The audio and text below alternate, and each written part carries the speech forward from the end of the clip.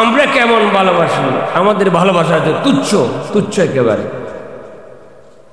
কিন্তু প্রত্যেক সন্তানকে মা বাবা সব চাইতে বেশি ভালোবাসে, ঠিক কিনা? আরেকজন কে ভালোবাসে বলেন তো? কে?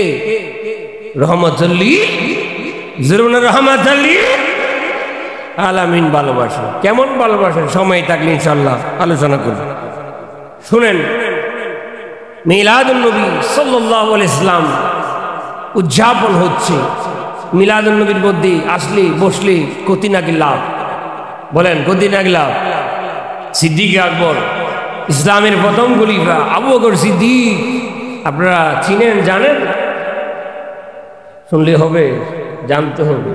উনি হচ্ছে ইসলামের প্রথম কি খলিফা হযরত আবু বকর সিদ্দিক। নবীকে কেমন ভালোবাসতেন, কেমন ভালোবাসা!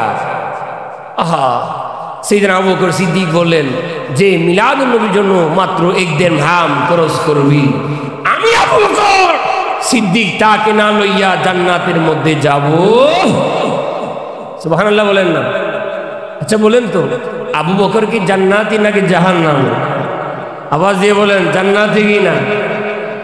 সাইয়েদনা আল্লাহ নবীজির সহধর্মণী স্ত্রী সাইয়েদনা আবু বকরের কন্যা হযরতে মা আয়েশা একদিন আল্লাহ নবীকে বললেন, ইয়া রাসূলুল্লাহ, এই আকাশের মধ্যে যতগুলা তারা আছে ওই তারার পরিমাণ কি কারো ইবাদত আসেনি?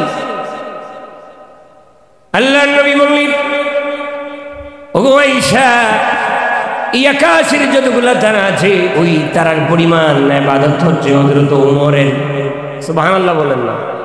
কার আছে?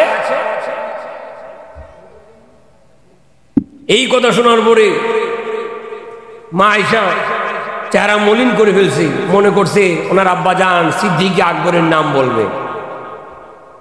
আল্লাহ রাসূল মুস্কি হেসে বললেন, মা আয়েশা, আল্লাহ রাসূল বললেন, আয়েশা, ও আয়েশা, তুমি কষ্ট পেও না, চেহারা মলিন করে ফেলেছো, বুঝেছি তুমি পেরেশানি হয়ে গিয়েছে।